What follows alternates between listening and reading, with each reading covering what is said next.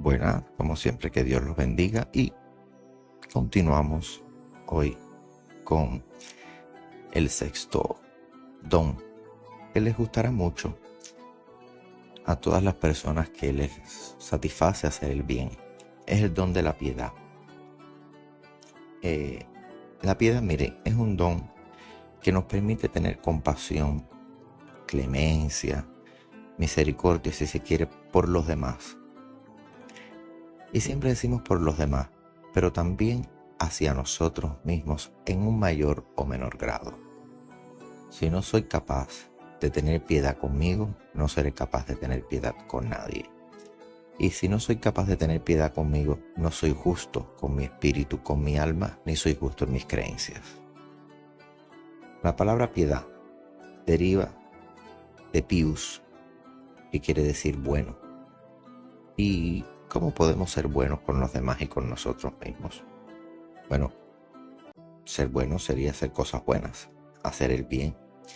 Pero a veces haciendo un bien realmente nos resulta todo lo contrario y acabamos haciendo un mal. La escultura más famosa y que retrata este tema es La Piedad, que se encuentra en la Ciudad del Vaticano. Y se ve a María en una posición sedente, acogiendo el cuerpo de Jesús bajado de la cruz, ya muerto. Búsquenlo, es una escultura que nos dice mucho, que se puede estudiar mucho, porque nos habla mucho sobre la calidad humana.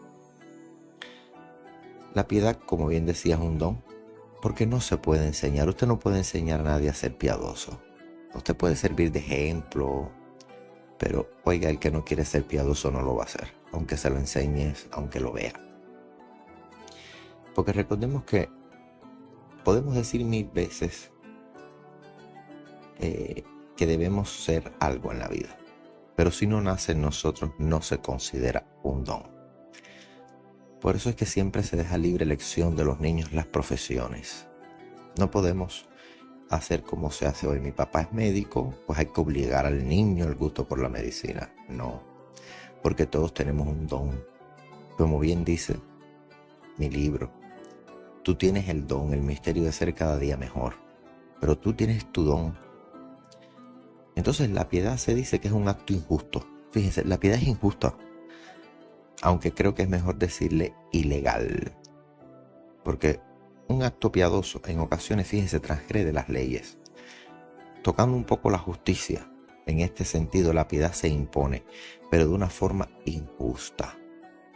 La piedad es injusta porque confundimos muchas veces, y aquí voy a hacer un paréntesis, ley no significa justicia. Por eso cuando hablaba de Moisés y las leyes del Antiguo Testamento, digo, las leyes del Antiguo Testamento, como las leyes de hoy, son leyes.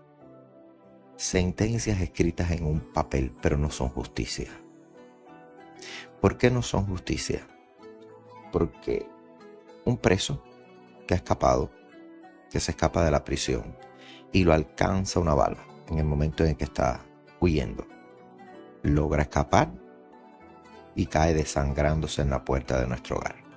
¿Bien? ¿Cuál es nuestro deber allí? Señor, pues dar parte a las autoridades y decir: el preso que se escapó está aquí.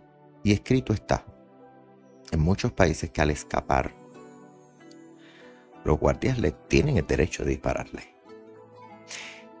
Pero también está escrita en la ley que nadie debe refugiar a un preso. Nadie debe refugiar a una persona que se escapa o huye de una prisión. Al fugitivo no se le da cobijo. Pero aún así, bajo esas circunstancias, la piedad se impone. Y decimos: o llamo a la policía, dejo que se muera, o lo curo. Y entonces lo atendemos, lo cobijamos. Ya luego se verá. Ya luego, mire, aquí está el hombre. Hemos sido justos. Sí hemos sido justos porque le hemos brindado auxilio a alguien que lo necesitaba, pero hemos quebrantado la ley. Por eso la piedad siempre se impone a la ley y trastoca a veces hasta la justicia. Por eso yo digo, en los países que hay ministerio de justicia debería no haberlo. Le voy a decir por qué. Porque la justicia no significa ley. Ley no es igual a justicia. La ley dice que usted así mate a otro. Siempre están las atenuantes, ¿no? Eso es lo que tratan de imponerse con la justicia. La atenuante es la justicia, que prima la razón. Pero ¿cuántas personas no han tenido un problema legal y decimos, no le tocaba? Un caso. La muerte no matarás. Miren, no tenemos derecho a matar a nadie. Ahora, un hombre conoce, y lo digo por un caso que leí en los periódicos hace mucho tiempo, y donde le explicaba a un grupo de jóvenes, incluso le decía, ven que la ley no significa justicia. Un padre encuentra el cadáver de la hija, ultrajada, torturada, asesinada. Creo que la muchacha tenía como 13 años. Cuando se realiza la investigación, ya en el pueblo se sabe quién fue. El padre va a la casa del asesino de su hija, asesino, violador y torturador de su hija, y lo mata. Después va y se entrega a la policía. Ese hombre cumplió como si hubiese matado se le pusieron algunas atenuantes, pero así todo creo que cumplió como 10 años. Ahora bien, ¿matar está bien? ¿Tenía que haberlo matado? Bueno, pues creo que no. Viéndolo desde mi punto, desde lo que no he vivido. Pero creo que humanamente, perdón, este padre, sabiendo que a 2 casas mías vive el asesino que le hizo tanto daño a una niña de 13 años, se cegó y lo hizo. Podemos condenar a este hombre a esos mismos 10 años que se le aplican al mismo que hubiese violado a su hija y la mató y la torturó. También se le iban a aplicar entre 10 y 15 años, decía el fiscal. ¿Por qué? Porque se le estaba aplicando la ley de prisión de 10 años al hombre que mató a otro hombre. Y sin embargo la ley también demarcaba que por lo que le había hecho a la niña, ese otro hombre que el padre asesinó cumpliría entre 10 y 15 años. O sea, la ley no es justa ni es ciega. Y la justicia no se impone. ¿Se hizo justicia? No, a mi parecer. Creo que matar está mal. Nadie tiene derecho a matar a nadie. Pero también tenemos que entender la facultad del hombre para entender los procesos. Lo mismo nos ha sucedido en la iglesia cuando tratamos de hablar del tema de la drogadicción y cuando hemos hecho talleres. Mire, un drogadicto escoge voluntariamente volver a intoxicarse. Sabemos que las adicciones son voluntarias. Nadie lo obliga a usted a probar las drogas. Se intoxican, pierden el conocimiento. Fíjense, la actitud de este drogadicto ha sido producto de sus actos malos. Y es normal que esté ahora sí, casi en un coma. Pero nuestro sentido de piedad nos hace compadecernos de él. Y nos aviva el deseo de ayudarle, de querer ayudarle, por lo menos la vocación de nuestra iglesia. Y las personas dicen, ¿pero por qué si es un drogadicto? Si tú le das comida, le das techo, le das cuidado, le das todo y a los 3 días se va y vuelve a drogarse. Se está malgastando incluso hasta el dinero. Bueno, ¿y qué vamos a hacer? ¿Dejarlo que se muera? No es justo. No es justo, porque la piedad se impone a la ley. ¿Ustedes oyeron alguna vez el famoso dicho de haz bien sin mirar a quién? Pues esa es la piedad. Y se denomina piedad a veces a un acto que es injusto o ilegal, porque existen leyes y causas justas donde la piedad se asoma.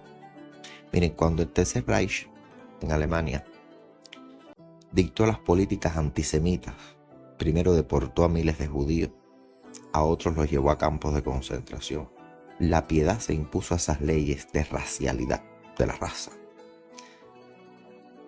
Se pasaba una circular y se decía, quien hospede en su casa a un judío correrá la misma suerte, irá a un campo de concentración, sea judío o no. Señores, eso era una ley. Una ley que se ejecutaba porque estaba aprobada por el Tercer Reich, estaba aprobada por un parlamento, por una cámara. Se había puesto en un boletín oficial. Esa ley tenía todo lo que debía tener en tecnicismos para hacer una ley. Ahora, era justa. Y así todo, muchas personas dieron cobijo a las familias judías para que no las mataran. Esas personas violaron la ley, ¿no? Sí, la violaron. Y muchos que escondieron judíos fueron a los campos de concentración sin ser siquiera judíos. ¿Ahora la ley es justa? No. ¿Qué se impuso? La piedad. Por tanto, la piedad no le importó la ley. Por eso es que decimos siempre que la piedad es un acto injusto, pero realmente la piedad es un acto ilegal. Porque siempre la piedad va a quebrantar las leyes, porque las leyes son meramente humanas y la piedad es un don excelso que viene de Dios. Por eso decimos que la piedad es un don. La piedad es un don, porque en la época del Tercer Reich muchos cristianos que estaban en esa época oscura que vivió la iglesia, sobre todo la romana, durante mucho tiempo vivió una época oscura, cruel y oscura. Y todavía se decía en esos años que los judíos habían matado a Cristo y que por esto la sangre de Cristo, como bien habían dicho después los profetas, caería sobre su cabeza, sobre toda su generación, porque habían matado a un inocente. Cosa que sabemos hoy en día que no fue así. Entonces el antisemitismo siempre ha existido por esto, por discrepancias teológicas, por la propaganda nazi. Incluso hoy se sigue catalogando a los judíos por la propaganda nazi. Entonces, ¿qué se impuso ante el Holocausto? La piedad. La piedad, siempre hablo de Alicia de Grecia. La princesa Alicia de Grecia, que nació sorda, era la madre de Felipe de Edimburgo, el esposo de la reina Isabel II de Inglaterra, también que falleció hace poco.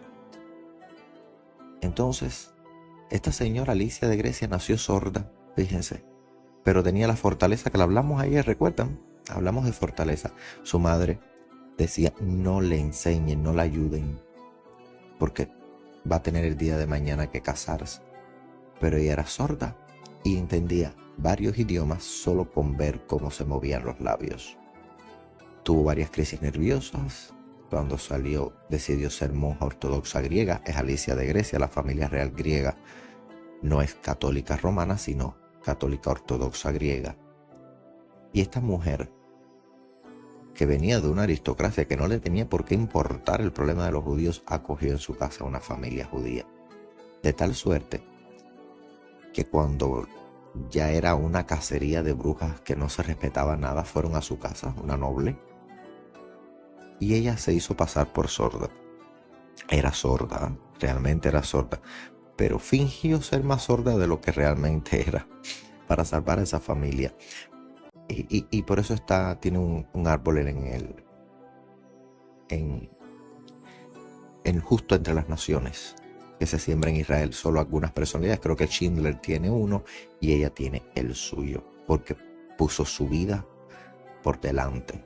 Su vida, y ella tenía ya hijos, puso su vida por delante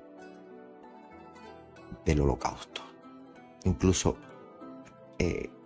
era peligroso, no es lo que hoy vemos en las películas, no había que vivirlo. Porque si la Gestapo entraba y veía a esa familia judía allí, fuese ella sorda o no, iba a un campo de concentración y moriría. Por eso les digo, la piedad nace. ¿Por qué nació esa piedad en Alicia de Grecia? ¿Quién se la enseñó? Nadie. Nace de ella.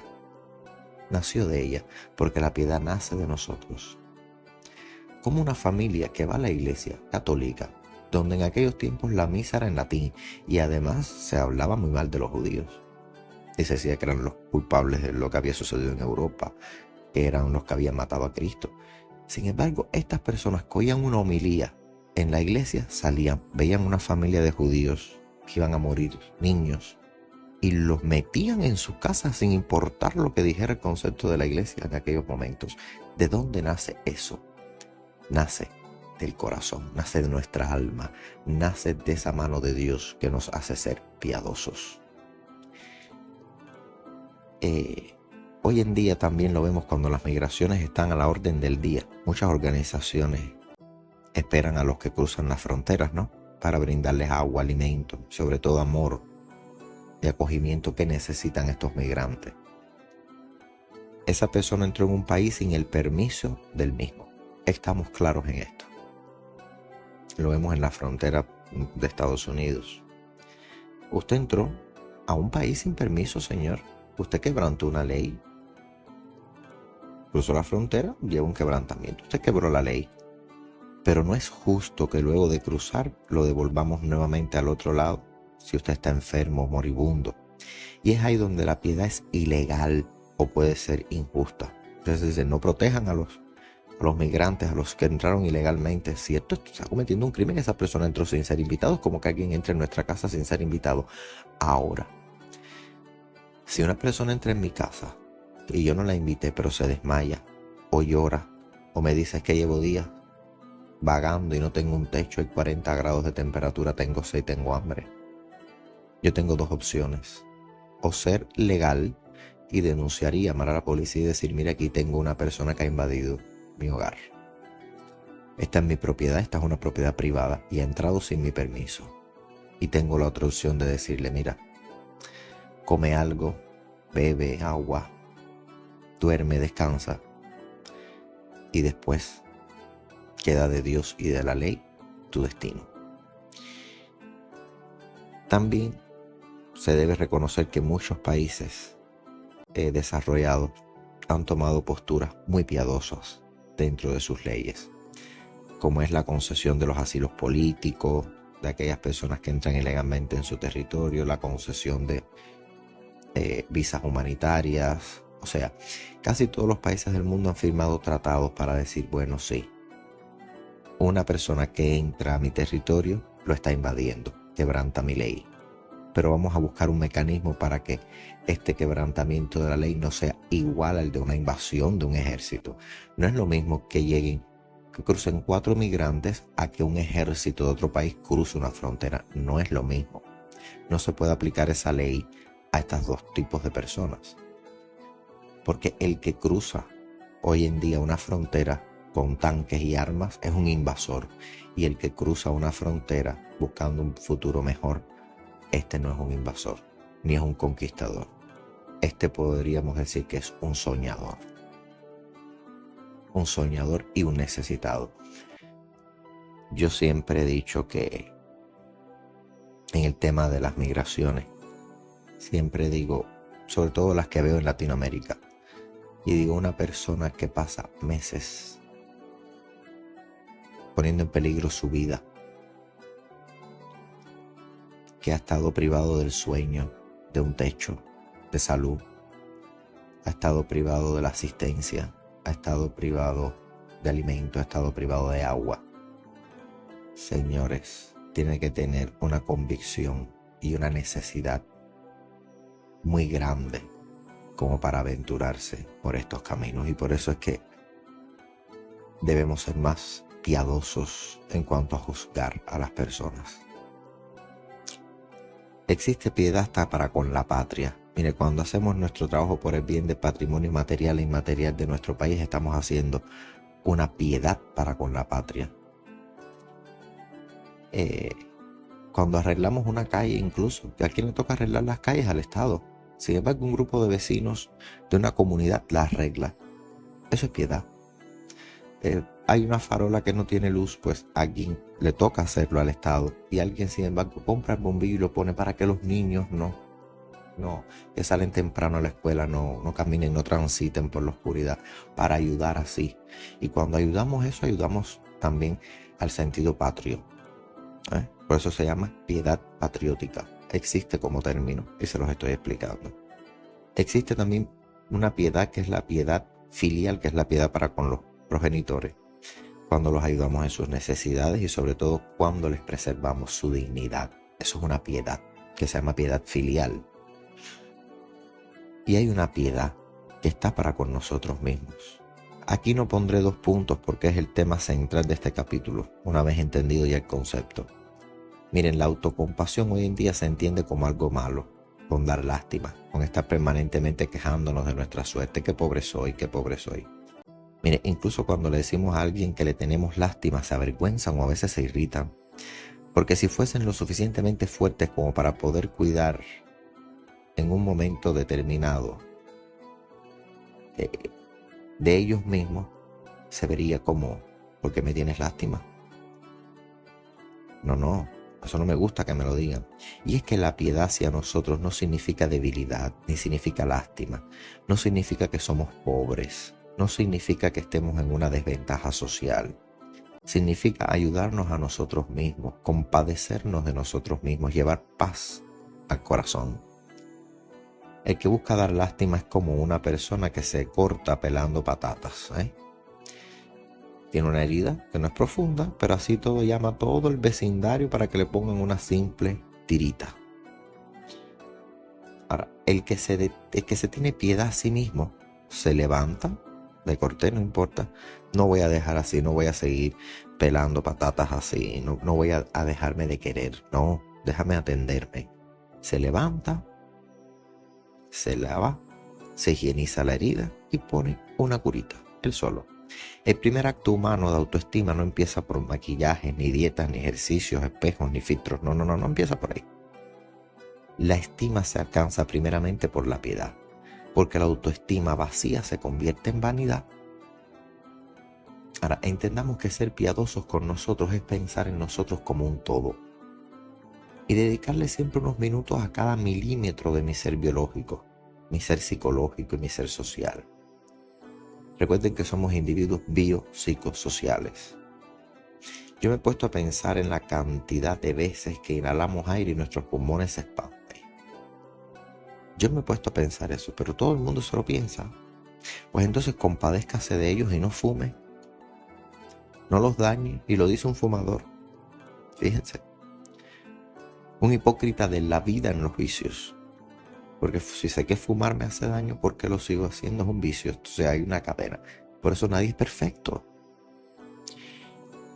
Entonces, cuando llegamos a compadecernos de ellos y decimos, me has ayudado tanto, todos los días me levanto y me acuesto porque tú coges ese aire, empezamos un poco que a sentir vergüenza de las cosas que hacemos y empezamos a tener entonces misericordia y piedad en esa reflexión para con nosotros mismos. A veces me detengo a pensar y no tengo pareja. Pues lo mejor es ser piadoso con nosotros mismos y entender que no hay nada malo en nosotros, que somos perfectamente complejos y que ya todo vendrá, nos consolamos. Ahora, me detengo a pensar en que mis compañeros de trabajo se alejan de mí y no confían. Pues entienda que no podemos ser abrigados por obligación, no podemos ser acogidos por obligación porque sí. Es que no hay obligación en que ellos me quieran. Sin embargo, yo sí los estimo a ellos y sé que valgo tanto que me preocupo por ellos. Eso es misericordia. No, la misericordia no puede ser retribuida. No es hacer un bien para que el otro me haga bien. Si no, no entendemos la piedad, señores. Los sentimientos buenos o malos no pueden pasar por otro filtro que no sea por el de la piedad. Las emociones tienen que pasar ese filtro de la piedad para sacar ese extracto bellísimo que tenemos nosotros y que se va difuminando con el peso de la presión social que hoy se ejerce cada vez más. Por eso digo, si usted está triste, no se regañe, no se ponga bravo con la emoción que tiene. Trátela bien. Esa emoción ha venido a decirle algo que está mal y debemos resolverlo. No la echemos a patada. Tomemos el sentimiento y coloquémoslo como quien coloca a un niño en una cuna. Y ahí veremos qué le pasa a ese niño. Y poco a poco, entendiendo, abriendo nuestra compasión, sencillamente nos vamos sanando. Cuando usted regaña o critica sus sentimientos, usted no está siendo piadoso con usted. Entonces muchas veces nos quedamos con el sentimiento, con la emoción, las reprimimos hasta crear otro sentimiento peor. La autoestima no es más que el uso de la piedad y la fortaleza. Fíjense, la autoestima se construye de la piedad y la fortaleza. Y estos dos dones nos ayudan a crear eso que llamamos personalidad. La autoestima, si no se ampara de las dos columnas que son fortaleza y piedad, es cualquier cosa menos estima propia, es una autoestima falsa, porque se quiebra con la menor crítica. Cuando alguien dice, yo he querido a alguien más que a mí mismo, o que ha hecho por otros lo que no ha hecho por sí, simplemente es un acto de nulidad del yo, anulando el yo. Usted anula el yo. Y por ende eso que nos resulta tan romántico no es más que la anulación del yo, es no tener piedad con nosotros mismos para cumplir los apetitos de otros. Porque yo no me he comprado ni siquiera un jugo y a este le he comprado todo. ¿Y que usted quiere que le coja lástima? No le voy a decir, bueno, usted es una persona tonta, eso no es piedad. Porque tiene primeramente que tener piedad contigo y después con los demás. Es que funciona así. Porque si no nos vamos a maltratar nosotros a un estado que vamos a terminar, en vez de ser piadosos, en volvernos arrogantes. Y ahí es donde sí vamos a decir, tanto que ha ayudado, para mí no tengo nada, ayudo a los demás y nadie me ayuda a mí. No, es que nadie tiene que ayudarlo, ayúdese usted mismo primeramente para que tenga fuerzas para ayudar a los demás. ¿Y cómo voy yo a empatizar con el dolor ajeno si no es resuelto el mío? Ahora, obviamente, para ayudar a una persona que le han dado un tiro no es necesario darnos nosotros uno. ¿Ah? Tampoco confundan. Y de ahí partir en los actos de piedad, no. Pero hay algo que todos sí hemos experimentado. Hemos experimentado miedo, tristeza, alegría, soledad, apatía, sufrimiento. Entonces, sin necesidad de llevar a experimento el dolor ajeno, podemos empatizar mediante la piedad. Con esto quiero decir, el primero que tuvo una piedad es José de Arimatea. La Virgen, los seguidores de Jesús, todos quebrantaron la ley romana. Porque los crucificados una vez muertos los tenían que lanzar a los perros o a fosas comunes, esa era la ley. Sin embargo, José de Arimatea se compadece y paga por Jesús. Le solicita a Pilato el cuerpo, le dio una sepultura y las mujeres ungieron el cuerpo. Por ejemplo, Jesús quebrantó la ley del sábado sanando enfermos, transgredió la ley hebraica por amor. Ahora bien, ¿cómo nosotros sabemos que somos piadosos y cuando confundimos piedad con apasionamiento? Pues que la piedad se manifiesta en el dolor de todo tipo y el apasionamiento, sin embargo, justifica sentimientos convirtiéndolos en dolores. Esa es la diferencia. Justificación. La piedad no se justifica. El apasionamiento usted se pasa el tiempo justificándolo. Porque esto es bueno, porque esto es bueno, porque esto es bueno. Yo hice esto bueno, pero bueno, es que y con las relaciones interpersonales y de pareja igual. Pasa lo mismo. Se justifican los sentimientos, convirtiendo esos sentimientos en dolores. Sé que me duele, pero yo sigo justificando los sentimientos para convertir, se convierten en dolores. Entonces no hagamos más de las personas un apasionamiento. Vamos a ser piadosos, no apasionarnos, porque el apasionamiento sí es injusto por naturaleza y es un acto realmente, vamos a decir, es un atentado contra la piedad. Porque la piedad no puede llevar a engaño, Señor. Y el apasionamiento de por sí es un engaño en la idealización. Porque para que exista piedad, la piedad no puede tener un engaño. Sin embargo, el apasionamiento sí es un engaño, per se. Es un engaño porque lo llevamos a la idealización del apasionamiento. Entonces ahí sí hay un engaño. Nos enamoramos, y esto es muy lindo. Idealizamos a la persona engañosamente porque construimos un amor a nuestra medida. Fíjense. La piedad, el acto piadoso no está hecho a nuestra medida. El apasionamiento sí. Idealizamos, construimos a la persona a nuestra medida. Nos guste o no nos guste. Construimos a la persona a nuestra medida. Yo siempre, en la idealización, yo siempre he dicho algo. Yo digo, en la idealización el cojo tiene dos piernas. Y muchas personas, incluso muchos chicos se reían. Yo digo sí, porque cuando uno idealiza a la persona, le pone cosas que no tiene. O sea, que en la idealización, el cojo tiene dos piernas. Y el tuerto tiene dos ojos. Esa es la idealización en el apasionamiento. Por tanto, es un engaño. ¿Entienden? Muchos jóvenes me decían, la idealización, ¿qué es el apasionamiento idealizado? Y yo siempre les decía, bueno, cuando hay un apasionamiento idealizado, el cojo tiene 2 piernas y el tuerto tiene 2 ojos. Porque nosotros nos encargamos de ponérselo. Todo el mundo ve que te falta una pierna, pero nosotros se la ponemos para que haya una aceptación. En nuestra propia soledad, en nuestras propias miserias, no tenemos piedad con nosotros. Al contrario, nos apasionamos y nos idealizamos. Y después que se acaba ese apasionamiento y esa idealización, se rompe el engaño, entonces vendría la lástima, que por tanto la piedad no ayuda en la lástima. Entonces, esa idealización parte también de una idea que vemos hoy. Pobrecito, pobrecita. ¿Y acaso no estamos cayendo en una piedad sin fundamento que se va hacia la anulación del yo? Señor, en la piedad usted enriquece el yo porque hace algo bonito, algo bueno por usted y por los demás.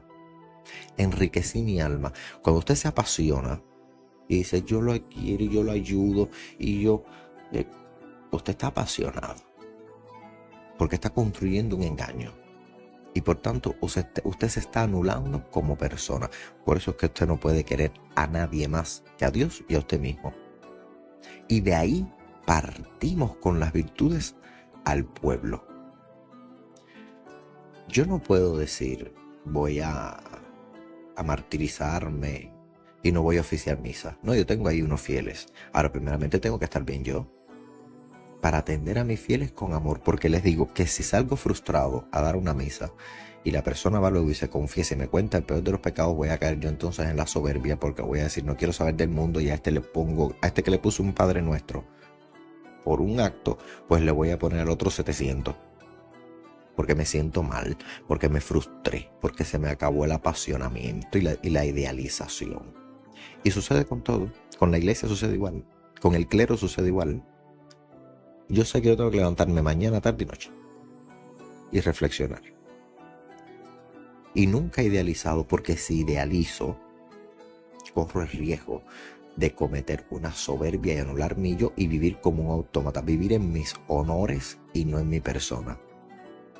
Cuidado con esto. Entonces la piedad, por tanto, puede transgredir la ley, la justicia, pero la razón y la lógica no las anula. Segundo, no anula mi yo en detrimento del otro.